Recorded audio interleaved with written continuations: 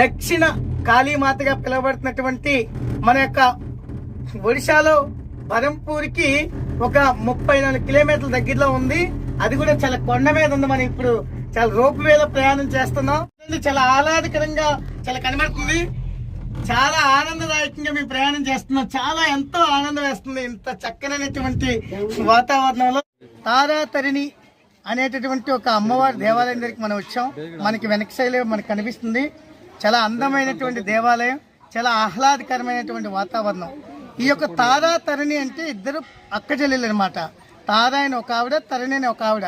వీళ్ళిద్దరూ కూడా దక్ష ప్రజాపతి ఎవరైతే ఉన్నారో వారి యొక్క కుమార్తెలు. ఇంకొక విధంగా చూసుకుంటే ఈ యొక్క తారాతరిణి అమ్మవారు ఏదైతే ఉందో, మన యొక్క కాళీమాత, కలకత్తాలో కాళీమాత ఏదైతే ఉందో, కాళీమాత యొక్క ఆ యొక్క మందిరం స్థల పురాణం ఏంటంటే అది అమ్మవారి యొక్క ముఖం.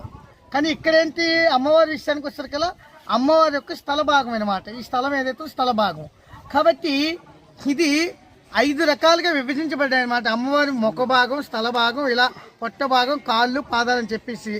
కాబట్టి ఈ విధంగా ఏదైతే అమ్మవారిని విభజించబడ్డాయో మీకు గుర్తుండే ఉంటుంది. అష్టాదశ శక్తిపీఠాలని చెప్పేసి మనం అనుకుంటాం.